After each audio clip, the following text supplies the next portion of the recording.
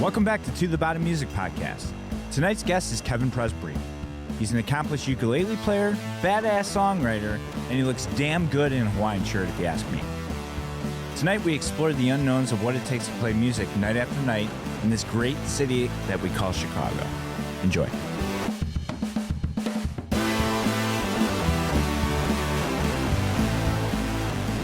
Ladies and gentlemen, welcome to the podcast. I'm Mike. I'm Eric. And we're here today with Kevin Presbrey. We are. Good job on the pronouncing, too. Thank you. Yeah. I was like, shit, how do you say his name? Presbrey? Is it Prez or Prez? Or is that kind of like ambiguous? Presbrey is how, nobody really says Presbrey. But, right. Growing up in close proximity to a place named Presbrey right. has completely destroyed our family's name for generations. So it's been mispronounced pretty much everywhere. So yeah. I always can appreciate, because I can't tell you how many times I've showed up at venues and places where people have just been a little lethargic in their, just throw anything up there, close enough. Right. Try Vorel. It's a Vorel? Vorel. Are you Eric? Wait, it's not Vorel? Vorel? No. It's news to me. Yeah, well. I've been saying Vorel for years. Vorel. It's French. Yeah. It is French, right? A little bit. A little bit? Yeah. Just a tip. Slovak and Polish. Okay. Yeah. There we go. Well, actually, I'll check, I believe, and just a tad You French. check and get back to me. I will. Okay. All so, right. Kevin, tell everybody who you are, what you do. Well, there's a long history here to go through, but in a nutshell, I'm a full-time music educator, performing musician. I've been in the music industry for roughly probably 20 plus years now, starting off as a solo acoustic performer, which kind of morphed into playing with a band called Painkiller Hotel, and growing that into an alt-rock touring artist up through about 2010, 2011. And then it was back to kind of more of this sort of Americana rootsy stuff, and then the birth of the ukulele into my world, which came about 2010, 11 too. So I kind of started going more back to my roots of the kind of more folky singer-songwriter stuff that I was doing before. And for about last 10, 12 years, I've been putting out records under my name, and started this whole thing called All for Uke, where I built this kind of big teaching platform, YouTube channel, kind of all of this different educational material for ukulele, and I've just been kind of riding this out. I've got big plans for the upcoming year, and a lot of stuff going on. So, but yeah, in a nutshell, I'm a musician at heart and a teacher at heart, really too. Cool. So, what got you into music to begin with? Well, I started digging into music, I think, in my high school years. I started really listening to music a little differently, I think, and paying attention more to what was going on the radio. And, I kind of had that sort of cliche, like listening to classic rock type stuff when I was in high school. And, I'd listened to like the Guns N' Roses and all that stuff when I was I was like the MTV generation, so right. Everything was coming out on MTV music videos, and that's what I wanted to hear, and that's what I'd hear on the radio. But then I discovered the Beatles, which I hadn't really heard, and right. and my parents were listening to like Fleetwood Mac and Hendrix and all kinds of different stuff, and my dad had this extensive like CD collection. And I discovered that in the basement one time, and I was like, oh, I'm just going to rip through all these. So I discovered that, and then it was like Led Zeppelin. Once I found Led Zeppelin, that was kind of the point where I decided like, nah. Yeah, I was just like, I remember hearing Over the Hills and Far Away, and I was like, what is this? I haven't heard anything like this. And I went I spent a lot of time at my grandparents' house when I was growing up. I was really close with my uncle, and my uncle was a great harmonica player. I didn't know that he played music at all. I didn't know that he was I knew he played harmonica. I didn't know he was a guitar player or anything else. But him and his buddy, were down in the basement at my grandparents' house, and they were playing acoustics one night, and they said, I was like, can you play Over the Hills and Far Away? And they're like, yeah. And it's like break into it, playing it like duo on the acoustics, and I was just like, you know, like right, and I was like, man. Michael's like, yeah. He's like, you can play guitar. I'm like, no, I can't. I'm like, you guys are. I'm like, there's no way I could do this. Yeah. So he gave me this like beat up ovation, applause that he had. Yeah. You know, that he had, and he said, here. He's like, take this home. He's like, I'll write down some like diagrams for you and stuff. And I was just doing this all on paper with, you know, pencil and paper, sitting there writing down chords. He's like, just, you know, meet me. You know, he's like, you want to come over? I'll show you a few things on the guitar. So at that point, like this was in my junior year of high school, and I remember I had a party at my house. And when I say party, this was like, you know, maybe I had like 6 or 7 people over to the house. My parents were out of town, and they found out because the neighbor like snitched on us, basically. Like we didn't even do anything. Like the neighbor just like came over and just like told my dad, and he like nothing happened. It wasn't like the cops came or anything, but this guy just like made it sound like we had this like, you know, cocaine like flying all over the house and everything, which was, I think we had like 1 case of Corona for like the whole party. You know, like, which I'm looking back in hindsight, I'm like, wow, dude, this guy just like trying to take me down for something pretty. But what happened was I got grounded for that, and my parents were like, you're grounded indefinitely, not because you had a party, because you lied about the party. So I was just like, all right, fine. So in this this period, only thing I was allowed to do, I couldn't go anywhere after school except I could go to my uncle's house. Yeah. That was the only place my parents would allow me to go. So I was like, all right, I'm just going to like go over there as much as I can, and then I'll come back and practice. So that's kind of how it all started. And really, I mean, honestly, it's just been music ever since that point. I just remember falling into it more in college, and I just really, all I wanted to do was play. You know, I was still playing sports and doing other stuff, but music was just like kind of consuming me.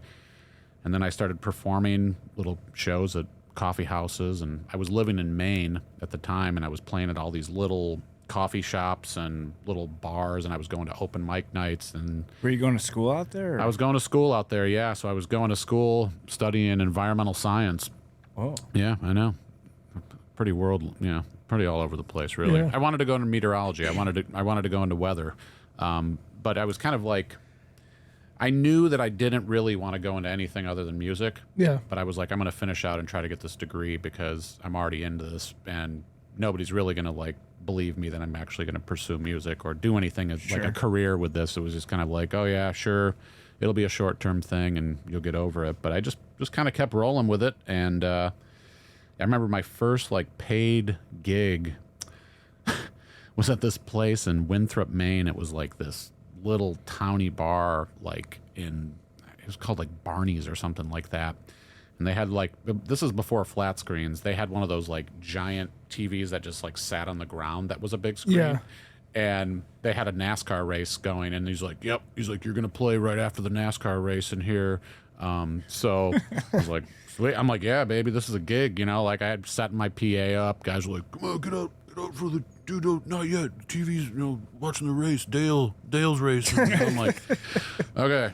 So yeah, so that was my first one. I remember just being in there, you know, like playing a bunch of Pearl Jam covers and like Simple Man and stuff like that to try to just like, 'cause it was like all these like rough, like just like a bar full of like rough dudes, like woodchuck Maine people. Yeah. And Lots of mullets going on. so yeah, so that was one of the first songs I wrote, was a song called Mullet Joe, which actually was inspired by the people of Maine and this like website called eBombs World. They were like, we were finding all this stuff about mullets. Yeah. And yeah, so I was actually thinking about that song today. When was that? When did you start writing your own stuff?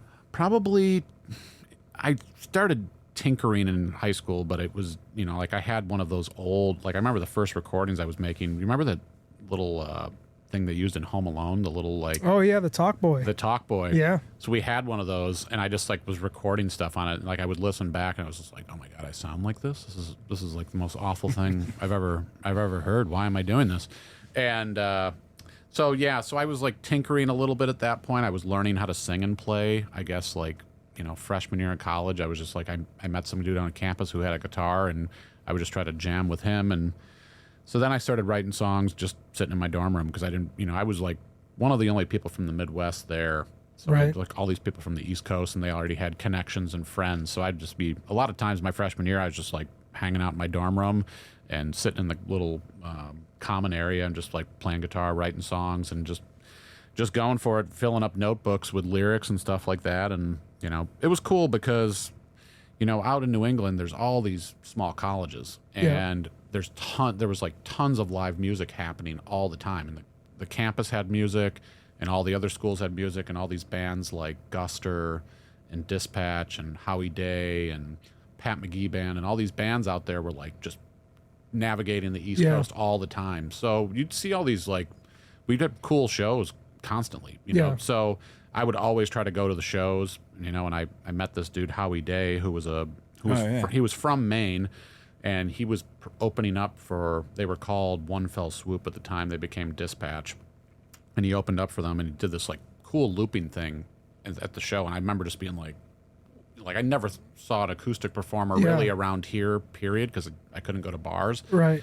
But in college, I saw this guy, and I was like, man, this guy's amazing. So I got super into him, and that also John Mayer came out at that time, and I had my buddy hand me like a disc that had all John Mayer's like first songs from prior to Room, I think it was called Inside Wants Out. He had like all this live, it was like when people were like, this was the beginning of Napster too.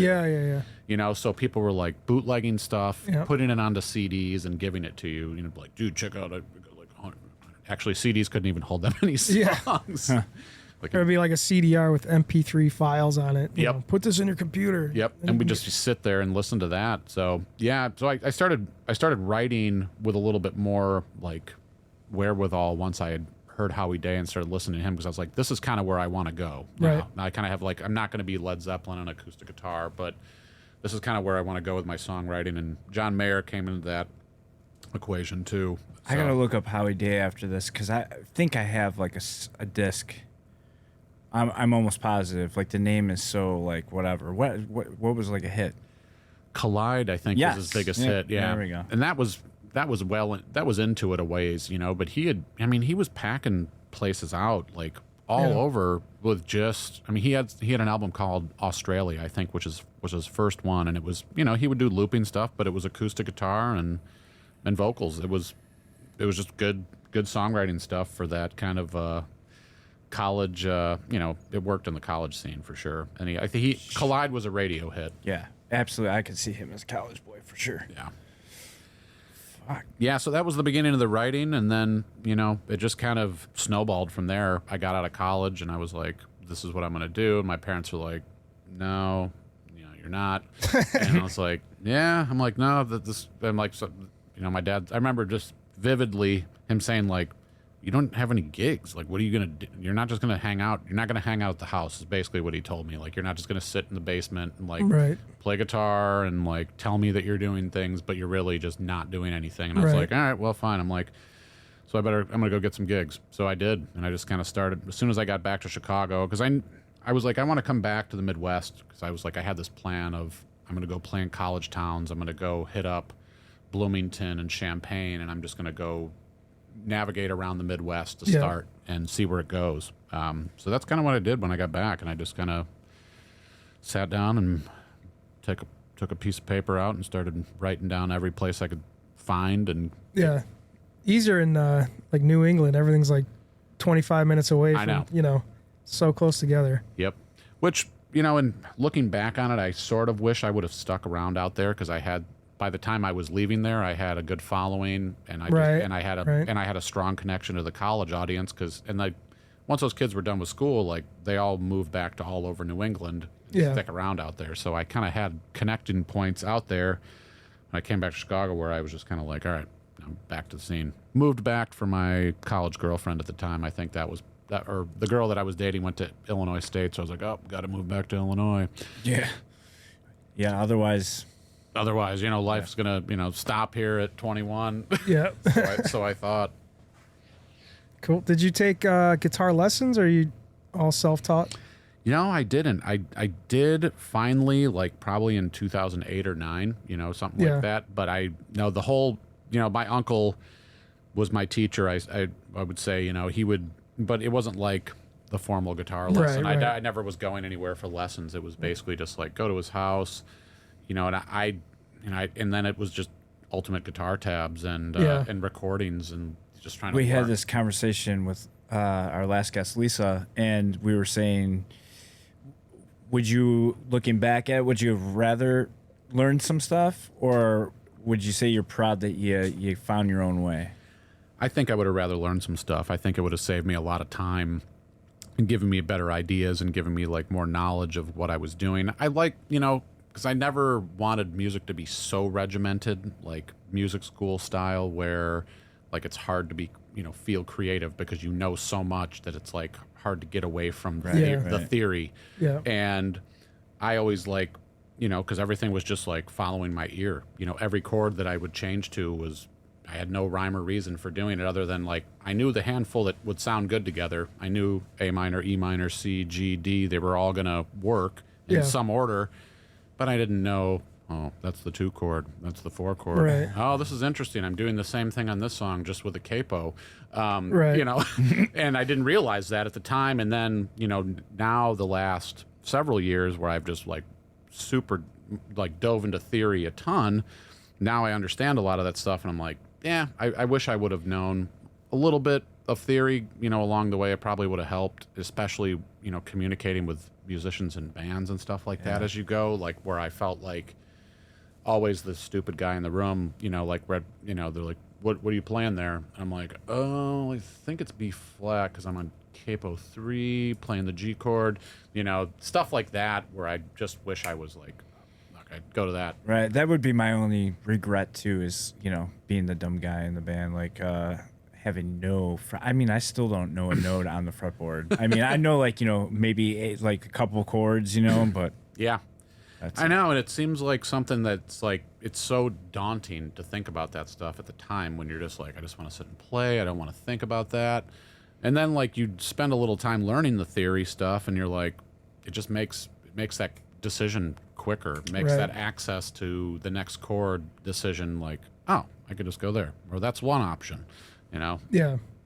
Speaking of, I spent like 10 minutes wasting my time on Facebook with this dude that was like, here's the pattern, and this thing will work with everything that you do, and it will all make sense, and I'm going to give it to you for free. Yeah. And I believed him for 10 minutes, and then he's like, now give me your email. Yeah.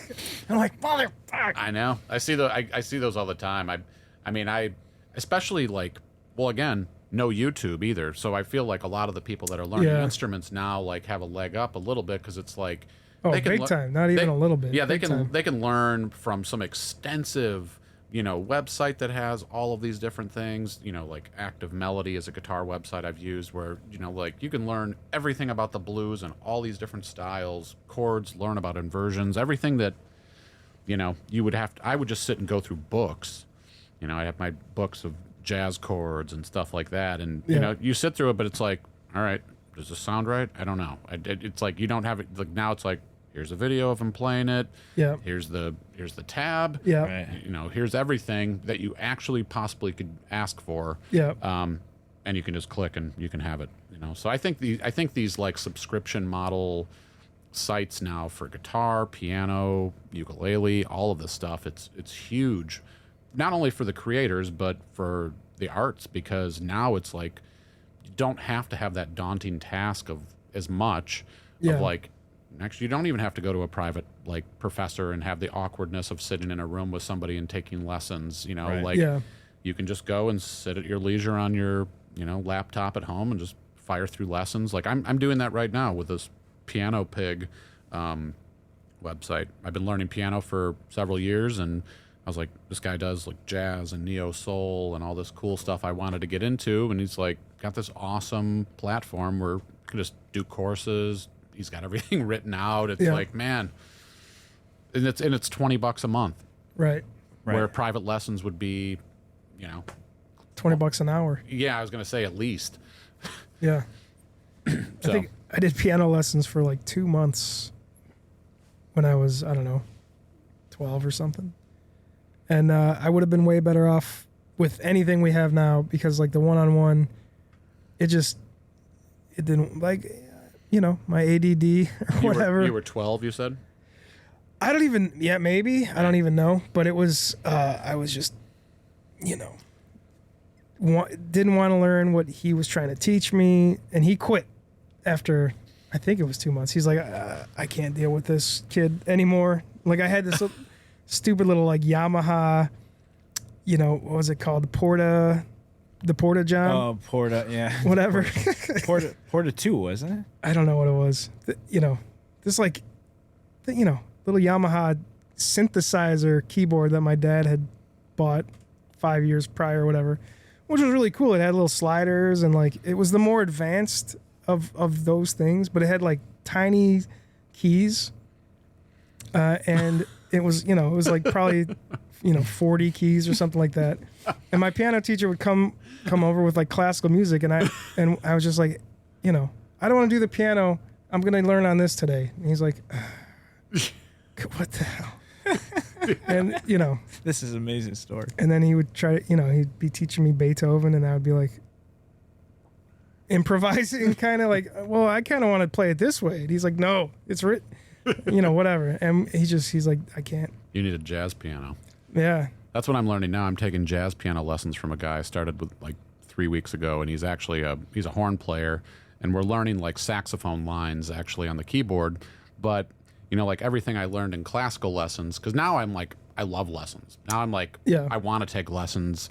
I took piano lessons before COVID. I took classical because I was teaching at a music studio in Naperville.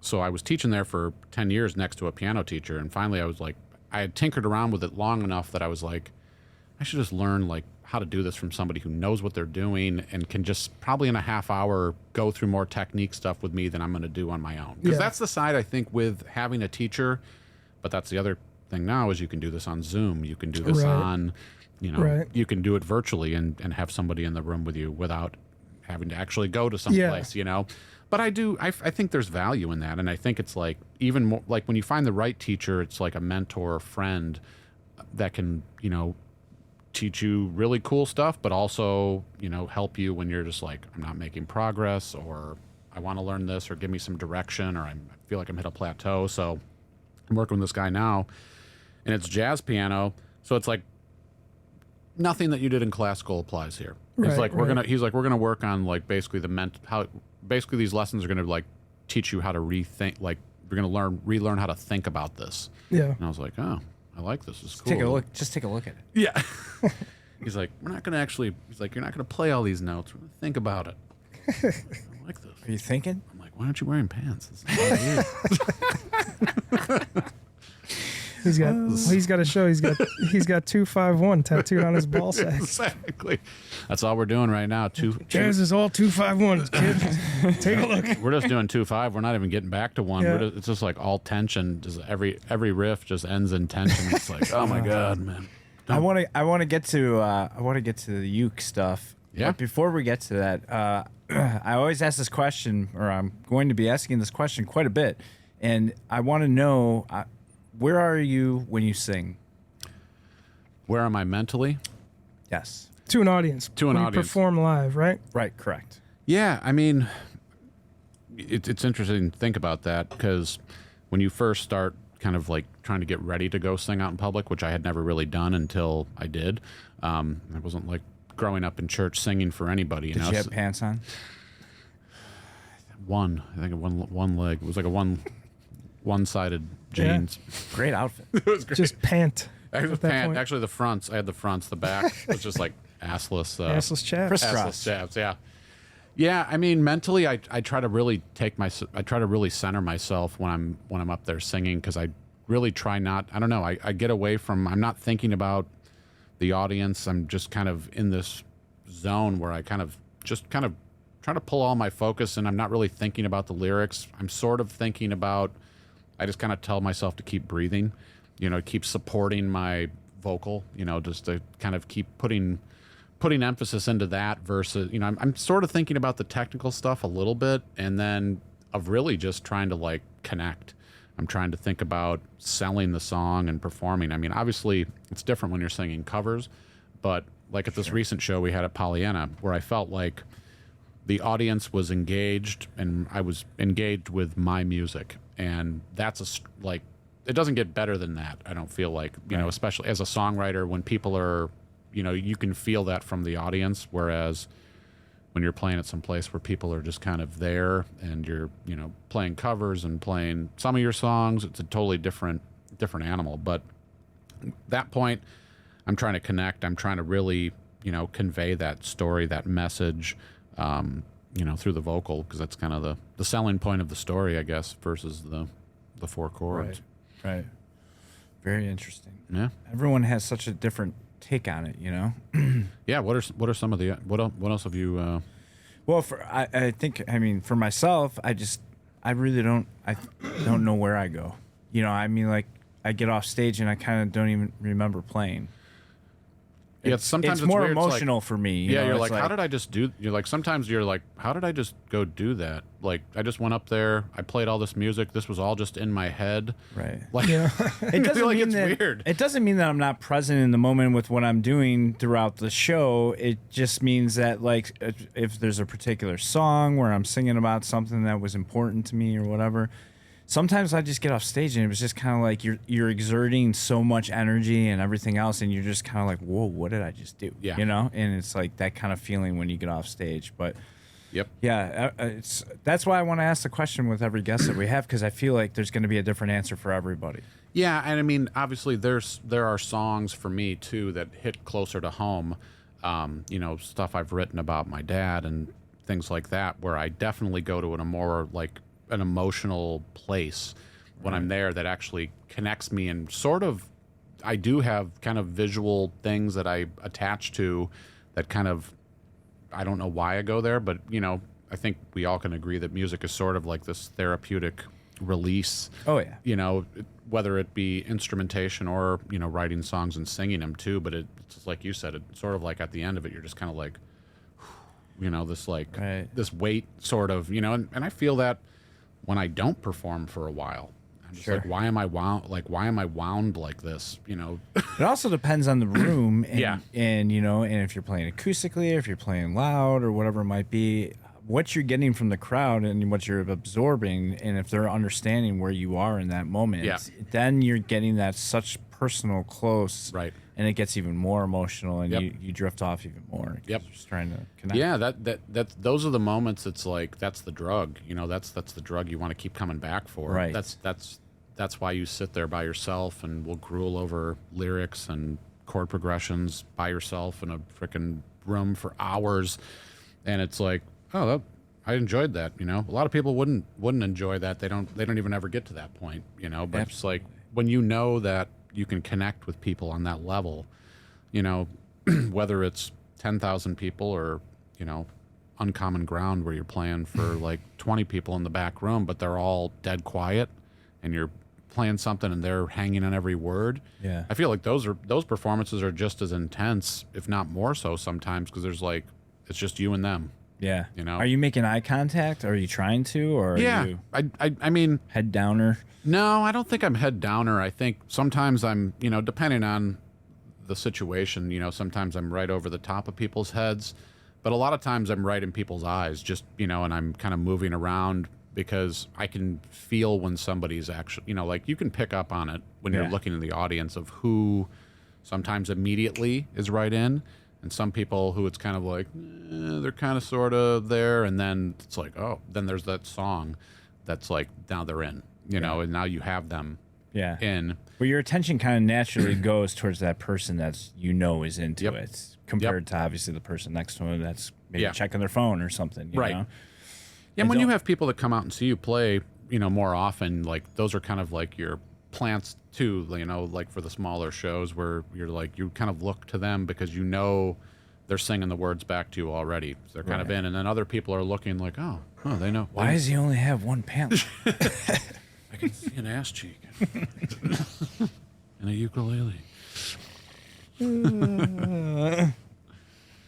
So, what is your songwriting process? Do you get inspired, have an idea, sit down and write it out? Or do you sit down and say, I'm going to write a song now, and then look for inspiration? I feel for me, it's like an ongoing process that I kind of have going in multiple locations. I'm writing lyrics in my notes, and those are like on my computer and everything too, because it's iCloud. So those are just traveling with me all the time. Right. And a lot of those ideas, of course, come when I'm driving someplace, or when I'm by myself, and it's like boom, idea hits me, or I'm listening to something and a word, phrase captures me, and I jot that down. And I kind of have these notes going by month. Yeah. And I'm just logging lyrics. Sometimes it's a verse, sometimes it's a verse, chorus, bridge, sometimes it's one line, and I just have those in there. And then as I sit down and, I'll sit down and play the acoustic. Over the last handful of years, forever it was just the acoustic. Really, It was just like always the acoustic guitar, capo someplace, chord progression. Yeah. Chord progression maybe, sometimes would come from something I was already listening to, or like a cover that I had learned, and I was trying to rework the chords for that. And then it was go back to those phrases, go back to those lyrics, and then kind of take that theme and run with it. Sometimes it ended there. Sometimes it ends with 2 lines, and you're just like, like I won't force it, like I'm not somebody I can't just like it's hard. I can't just like force out a whole bunch of lyrics that don't have any connection to me. Sometimes I feel like they have to have some meaning. Right. But I'm always learning about it and trying to grow in that process too. So yeah, it started I start with the acoustic, and then I'm basically kind of creating a melody over that vocally. Yep. So a lot of times it's like, and I saw somebody do this in a documentary about Nashville songwriters. The guy's like, yeah, I start writing, the chord progression that I like, and then I start mumbling a bunch of stuff over it. And that might just be kind of random things, but I'm going to listen back to that. And I record everything on my phone or in my little studio at home. And I always record those ideas. Pretty much as soon as I start feeling like something might be okay, I'm recording, because I'm like, you know what? There's been too many times where I've been like, I'll remember that lyric. Yeah. And then like I go in and make a piece of toast, and I'm like, oh my God, what was that? Yeah, never make toast. I used to do the same. I used to be like, oh, I'm going to go and, if I remember this in the morning, it's a fucking hit. But nope. As I get older, it's not working out that way. Yeah. Or I just haven't written a hit. Well, it's like, I mean, I've had it happen all sorts of ways too. I mean, I've had dreams where I was, writing songs and woke up like, I got to sit down and write this down, type of thing. And then I've had other times where it's been on a hangover or in a session where it's like we were trying to write something and it worked, So it's been all, I feel it's like, yeah, it's everything, when you write. It's just like, I feel like it's being an artist too. It's just like there's going to be things you're kind of just there to interpret. There's all these things happening and being said, and you're trying to put them down on a piece of paper and tell that story. Right. What would you say your most success is, though? Just kind of waking up and, oh shit, I got a song, or really trying to work it is when you get the best? I think when I can actually sit down, and I've had some really good co-writing situations where I feel like a lot of times it's just like I need somebody to be like, what about this? And I'm like, oh yeah, just somebody who can just even tweak something or say like, oh, well, okay, well, you've said this already, where when you're in your own head, it's like, it's hard because you're doing this thing where with writing, it's like you've got this creative side that's just blowing all this stuff out. Right. And then you've got the organizer side of your brain who's like, no, make sure that line is, the syllables aren't right for that, so it's hard to, and I feel like in co-write, that some of those co-writes have been some of my best successes where I've had a producer there that can, that's also a writer who's like, think about this, or this would be a cool chord change. And then all of a sudden the chorus is there that you might have beat your head against the wall forever trying to figure out that chord change. But I think, some of the stuff that I've liked the most is when I've just had to do it. Like right now I'm getting ready to record again in Seattle and early January. So now I'm writing with a lot more intention. I'm not just free writing. It's like when I've had bands and we were getting ready to go record, it was like, let's write songs, and I'm more attention to detail, more like, you know what, I'll finish that tomorrow. It's like, no, let's try to work this out, because I feel like when you get into this like open-ended, like, I'm just going to write, it's like, sometimes you don't, sometimes you go a long time without writing anything. And then it's harder to get that. I feel like when I'm writing all the time. And then when there's those periods of time like COVID, I wasn't writing much at all, but I was like, I was not inspired by much at all either. There was nothing was changing. Nothing was. Yeah. It's like this. Going to Home Depot was not like inspiring the next song. Yeah. What's up with Seattle? So Seattle, I worked with a producer out there named Ryan Hadlock in 2013, who I met him randomly because I was really into the Lumineers' first record. Like I discovered the Lumineers on VH1, and I was like, oh, this is really cool. I love that band, by the way. Yeah, and I was like, this is totally different than anything like that that was happening. Well, it was kind of in the Mumford & Sons era, right? So I heard Ho Hey, and I was like, man, that's a great, catchy song. I'm like, cool video, all this stuff, and it was just kind of one of those like moments where I was like, huh. Then I heard Stubborn Love, and I was like, man, what a great tune. I was like, so I was listening to their stuff. So I just looked up who produced this record, and I found this guy, Ryan Hadlock, did it at the studio called Bear Creek Studio in Seattle. It's right outside of Seattle in the foothills. And I said, yeah, hey, I called out there, just cold called the studio. I was like, hey, can I talk to this Ryan Hadlock? And the guy's like, who is this? And I was like, This is Frank. I'm like, yeah, like, and I'm like, listen, this is happening. I'm sitting at a Panera, like on my break from teaching. I was just like sitting there, like, Please let him answer the phone. yeah. Please answer So the the guy that was there, the intern, was like, yeah, sure. He's like, I'll connect you. So he gets on the phone, and I sent him some. He's like, yeah, man. He's like, send me your stuff. I'll check it out. Blah blah blah. So I did. And he was like, cool. He was like, yeah, man. He's like, we can do something together. Here's the budget. Here's blah, blah, blah. Really cool studio because you can just live there, too. It's got a big loft. The studio's incredible. They've been there for a long time. They used to do tons of, like, TV film scoring and all this stuff. And then Ryan is the second generation, and he's been doing records out there. So he did the Lumineers. He did a lot of the Vance Joy stuff. They did Fleet Foxes. They've done like a lot of the Sub Pop stuff was done there. Lionel Richie, a lot of the 90s stuff was even done there too, with like the Soundgarden and Foo Fighters stuff. A lot of happened there too. So we were out there. It was kind of larger than life for me. Right. I was just like, but incredible place to work. And I met the engineer. His name's Jerry. He did a lot of the work on the record. It's like Ryan would leave at 5 and Jerry would be there from 5 till whenever we were done doing harmonies and like, hey, let's put a glockenspiel part down on this. He's like, yeah, Mike, get a mic, let's go, yeah. let's do it. And because he lived on the property, so it was like this cool thing. So me and Jerry have remained in touch. And then before COVID, we were launching this new band called Pleasure Cruise, which basically was supposed to release in June of 2020. And with COVID, I just was like, I'm not releasing this music right now. I'm not putting it out when I can't do anything like support it. Yeah, I can't do anything to support him. I can't go even play a show. So what's the point of doing this? Like, we just worked on this for a year, and so we were recording in Batavia at Kiwi. He came out here, so we recorded with a bunch of guys, and so in this period of time since, he's had a child, I've had 2. We were like, how are we going to finish this thing? And we've tried to do it remotely, and I'm like, it's just not working. Like, I can't do this back and forth, just like sending each other tracks. I'm like, I don't even want to send you the stuff I'm doing. I don't even know if it's any good. So he's like, you know what? He's like, why don't we just go back to Bear Creek? Let's go back to the studio, be in the same room. He's like, let's work with some of the people that we worked with out here before. And that was about it. So he's now Brandi Carlile's like front of house sound.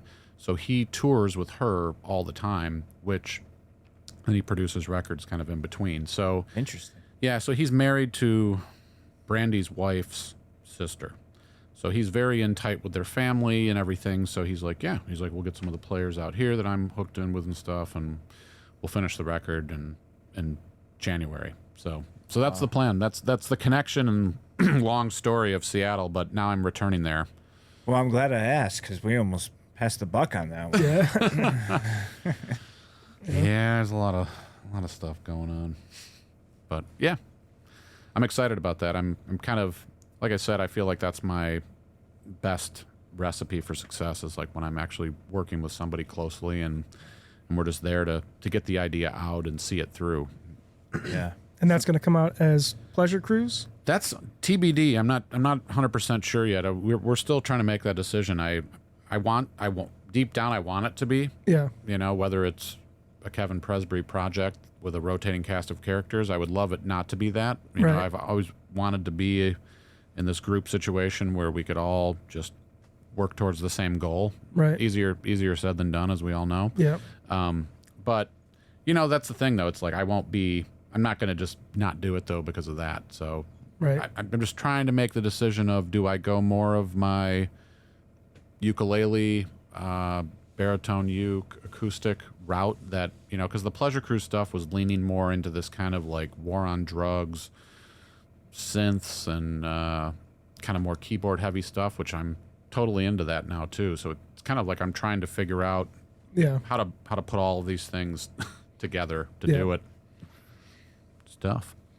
Oh yeah, absolutely. Well, maybe you might be the new, you know, synth / baritone. Well, that's what I'm thinking. I'm like, what if I combine these like organic and electronic worlds, sort of, you know, like come in with these kind of ideas that I've done on baritone and uke, and kind of add some of the synthesis and some of the, you know, I play a Juno, and I love some of these like huge plush sounds that you get out of that. I don't know how exactly we're gonna marry it together, but I feel like we can.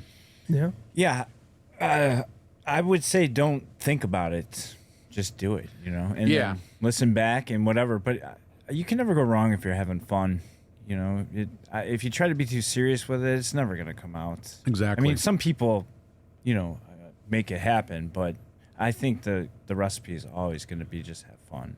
That's what it was the first time around. That's why when he was like, let's go back to Bear Creek, I was like, dude, you could have said that a couple of years ago, and I would have said yes, you know, because I enjoyed the experience out there so much, and I just felt like, you know, and I think with recording too, it's like I like to be away from my home base too, like where I'm in sort of a different environment. I feel like I write a little bit differently. Right. I'm thinking a little bit differently. I'm not attached as much to everything that's going on in my daily life, and you know, the business side of music and the family and everything like that. It's like I feel like when you can actually just go in the studio and be a musician all day and write, you know, like I remember writing in the studio out there on the 2013 record, Dust on the Dust, and I was like, you know, there were nights where I was just like, you know, like reworking lyrics, just sitting there late at night, and you know, and then the next day we're recording them. You know, You're free, exactly. You have that,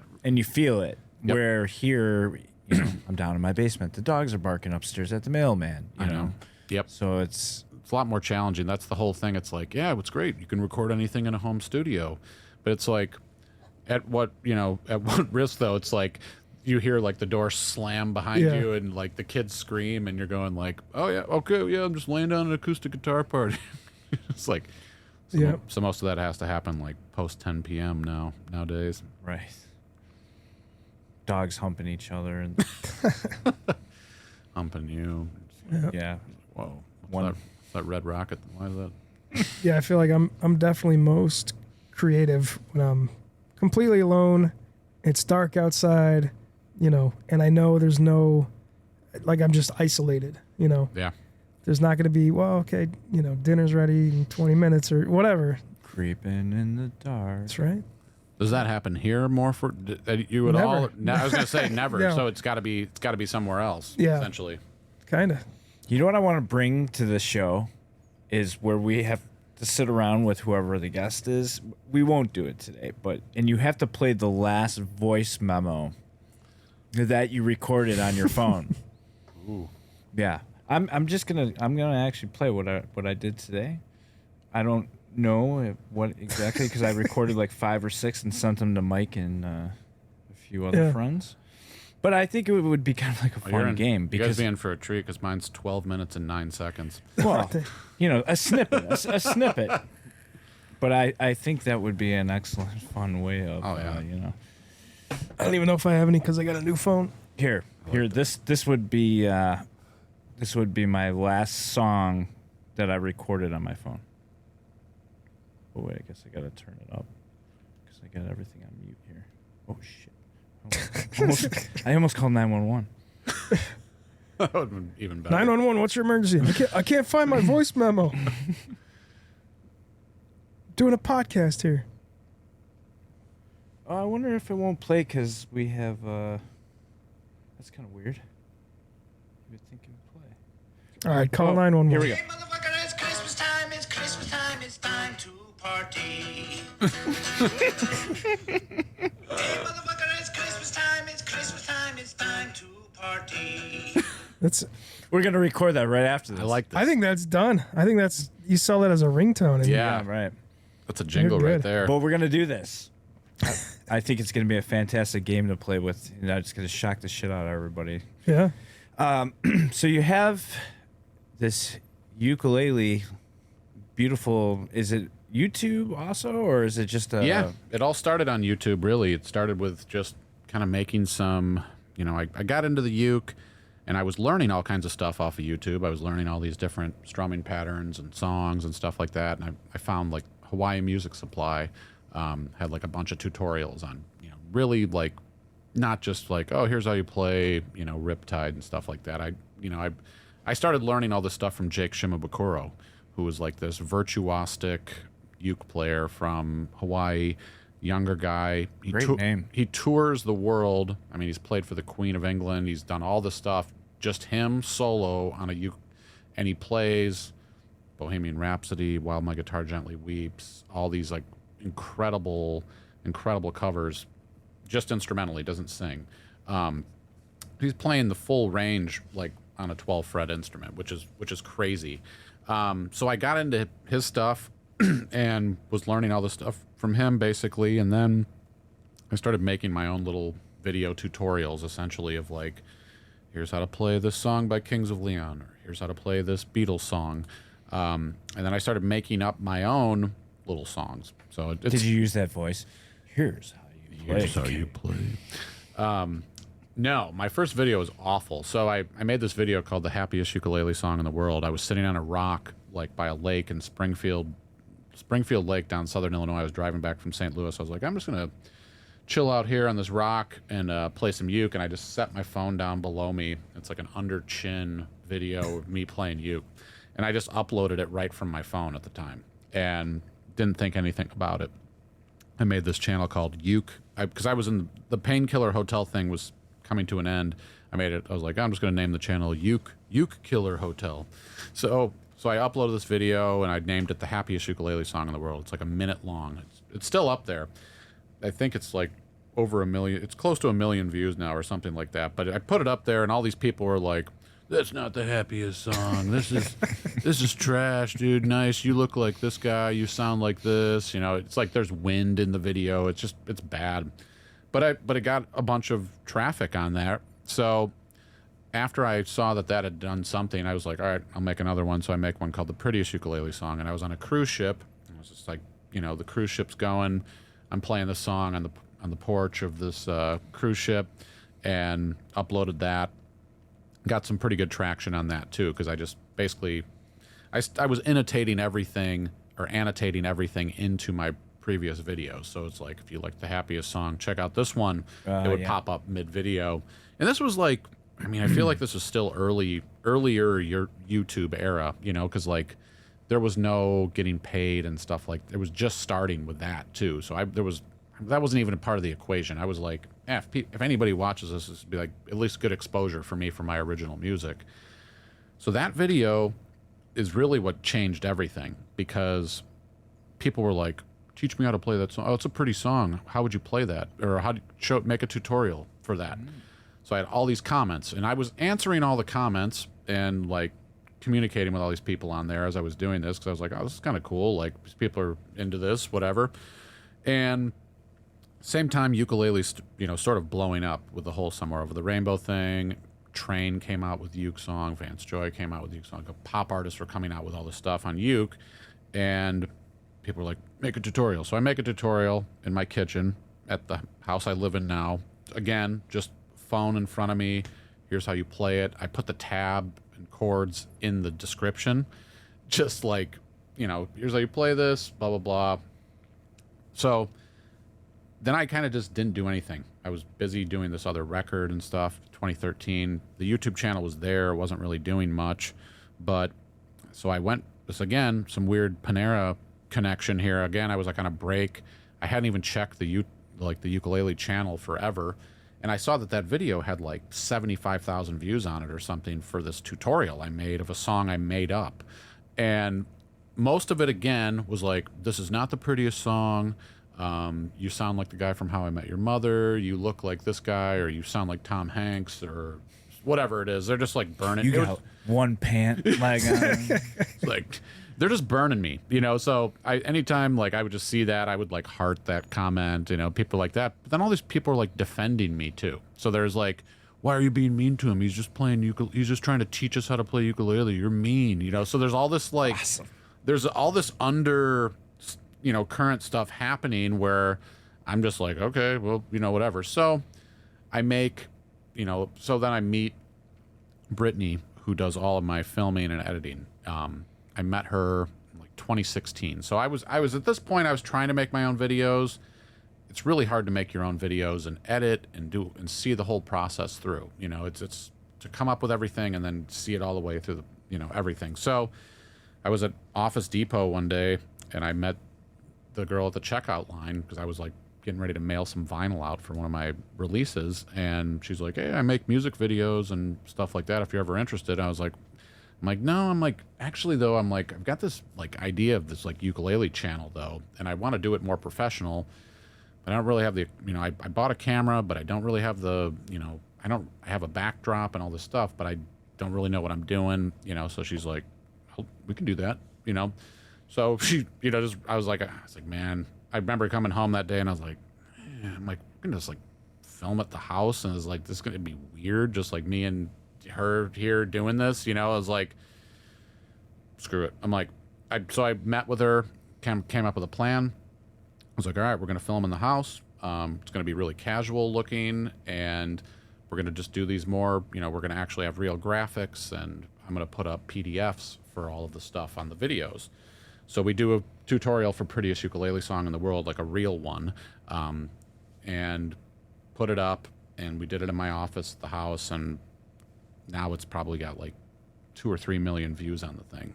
And it was just, again, still people like, burning me for this, burning me for that, but it was getting all these views. And now if you search like pretty ukulele or like ukulele, it's one of the top like Google searches now is this song because of all the engagement it got. So that was crazy. So I just, from there I was like, all right, well, I got to make more content now. Like I don't have anything real going on here. I just have like this song. And so I was like, all right, we'll start making popular song tutorials. So I'm doing everything I can think of, anything new that would come out, whether it was a video game popular song, I was doing holiday songs, doing all this other stuff, doing Beatles songs, Hotel California, all this stuff. And it was getting good traction, but it wasn't great because people who watch like song tutorials kind of just jump. They're like, I want to learn this tune, I move. Sure. And so I was like, all right. I'm like, I was watching this yoga instructor at the time called Yoga with Adrian. And she does these like 30-day series of yoga on YouTube, and they're free. But the catch is like you can do full yoga classes with her on there. But she's got her premium site where you can do the courses and get all of the extra stuff and go to her live classes and things like that. So it kind of dawned on me. I was like, I need to start making content to like keep people here because they're all just jumping ship, like they're subscribing, but it's like if they don't like the next song that's going to come out, then why are they going to come back to this channel? So I started making I came up with this concept called the Kickstart series. It was a 10-video series, starting from the basics of how do you hold the instrument, how do you, how's it tuned, how do you hold this basic chords, and then just like most of the video is just like here's an opportunity for you to play along with me. So like I sit there, put the metronome on, and we just go and we strum, and I'm sitting there encouraging them and saying like, hey, you're doing a great job. We're going to go to the F chord, and now we're going to go to the G7, and you got this. Let's roll one more time through. So when I started doing that, that's when it really kind of like just took off. It wasn't just about like the stupid song tutorial and like the kind of clickbaity videos anymore. People are starting to come to me like, hey Kevin, I love this. I just got my uke today, and I found your series. It's been super helpful. So I put all of the course materials on my website and did it all for free for 4 or 5 years of just this free website where I had a huge library of PDFs for people, and they could just give me their email, and I would send them or they would just download the PDF then. So from there, I just kind of took it, built this massive mailing list from that, and built up like 10,000 or more people. And people started hitting me up like, hey, I want to support you, but you don't have a Patreon. Do you have like a PayPal me or something we can like donate to you or whatever?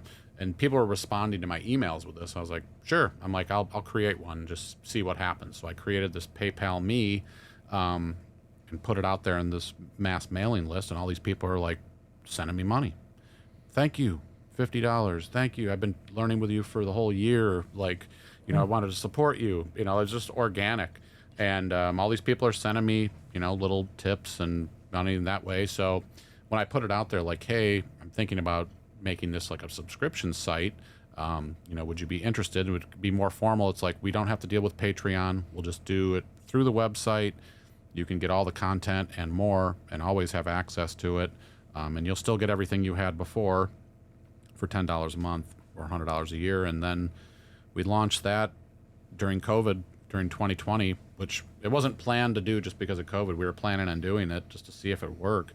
And yeah, it's it's been, now it's kind of my main income of my whole music umbrella, really. So, and it just wonderful. Keeps rolling on. So now the challenge is continuing to create new content and different stuff for people. But I feel like I've gotten more reputation around the world from teaching ukulele to people than I ever did really in songwriting, which I wanted, is more, but it's like people know me by name by Kevin around the world for just teaching them how to play a bar chord. I think that's it kind of goes around, comes around, right? So what the best part of this is that you built this super informational highway for everyone that wanted to learn how to play the ukulele, the fans of 21 Pilots, all these people, it's become so huge, right? Yeah.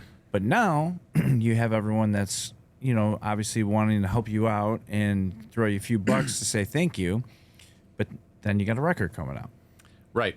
So now you built your audience off of giving information and helping them, and now they're going to hear your music and fall in love with you even more, and before you know it, you're going to have this incredible fan base that you still would have had if you would have kept playing music, but instead you decided to kind of like take a break, do this, and start this cool thing. Yeah. Yeah, it's interesting how, I feel like that happens in other careers too, aside from music, but it's kind of like you find your audience.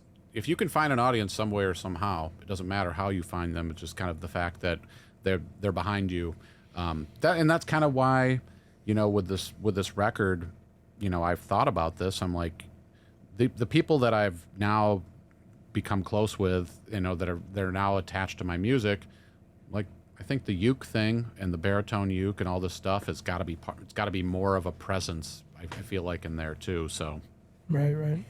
I feel like that's the way the world's going to start going, possibly, where, it used to be record labels and this and that and all. I feel like we're going to just support each other. Yeah. I feel like it's going that direction because, yeah, it really is, because it's just that we never had that. You guys didn't have that. You couldn't directly, like, communicate with artists that you liked when you were growing up, right. really. And now it's like, it's accessible. Like, you can...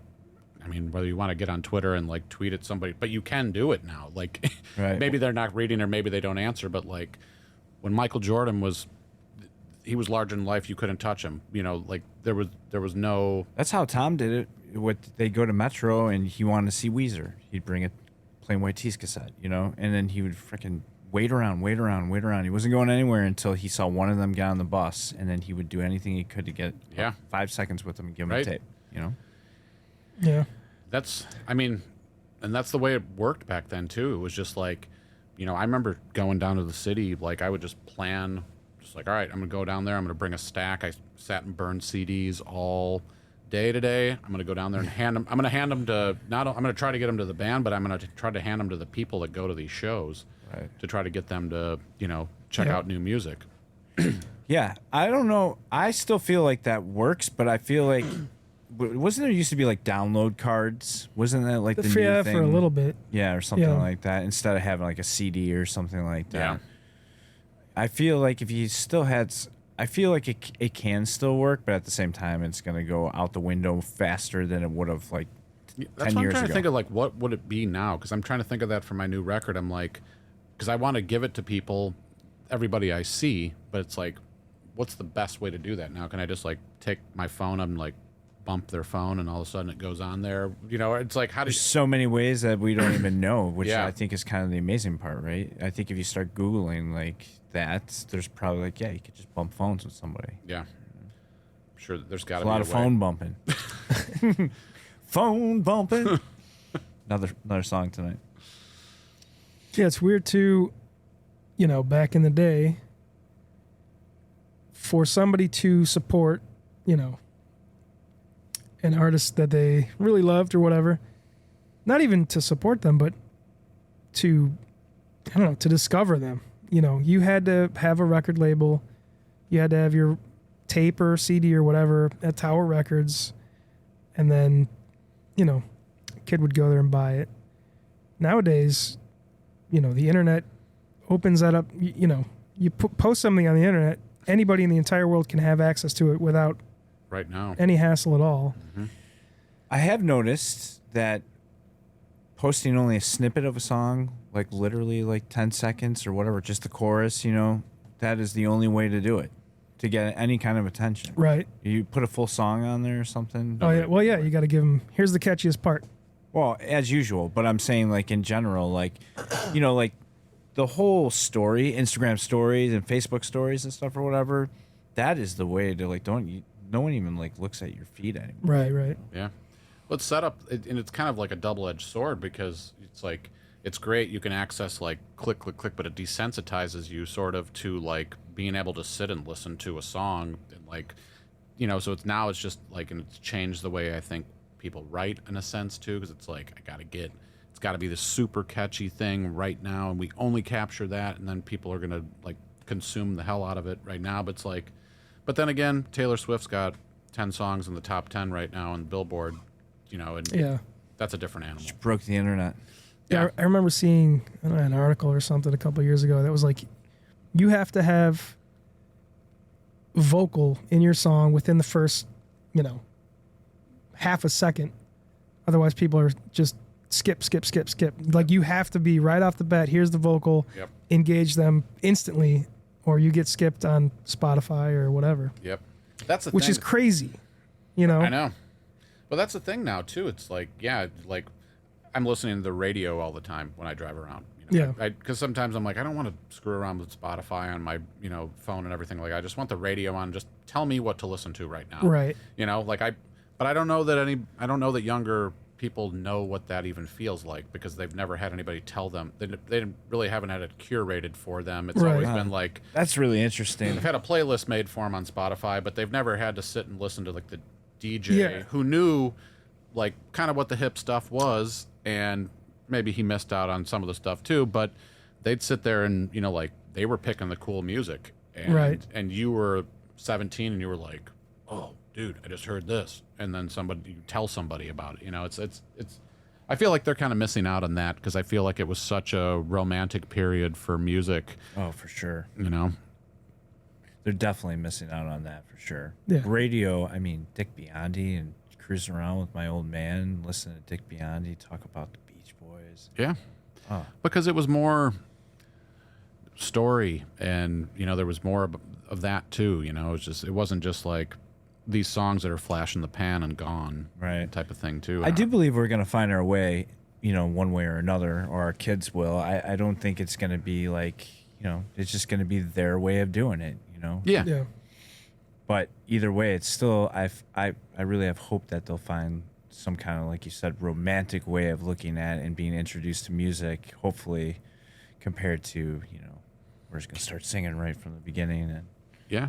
I mean, because I'd probably say there's more musicians in the world now than there ever have been, and more people making music than there ever has been. It's just like, is the quality of that content all like at that level that the radio stuff was probably not, but everybody has the opportunity now, Which is great. which is great.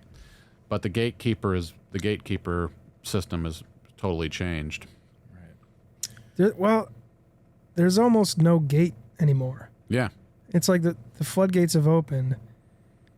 The signal to noise ratio is off the charts. It's just, all noise. And then you have your like mega stars that are like, shining in the sky or whatever. Yeah. But even like discovering music is tough.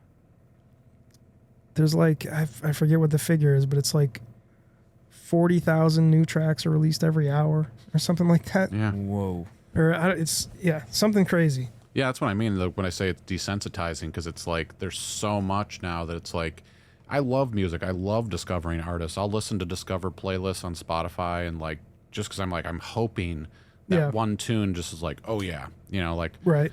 I found this. But again, I've also been listening to WXRT for the last handful of years too, just driving around, and occasionally I hear somebody cool, and I'm like, oh, that's a cool new artist that I hadn't heard of, and I'm glad I found about like Hiss Golden Messenger. There's a artist out of North Carolina that I've been digging for the last couple of years, but it was a like, am I 17 again? I heard this song on XRT when I was driving to Jewel, and I was like, I like that track. Yeah. And it wasn't like the old days though, where I sat there and I was like, who is that? Because the DJ never said. Right. So I was like, all right, well, I'm Got to get the tape recorder. Well, out I'm like, no, I'm going to Shazam this. I'm going to Shazam the radio in my car, and then I'll find out who this is, and then I can listen to his whole record, his whole catalog, find out everything I want about him, and in the next 5 minutes. Yep. So. And thus, a fan is made. Yeah, exactly. Just like that easy, Right. But yeah, I mean, it's different now, obviously, and it will continue to change, I'm sure.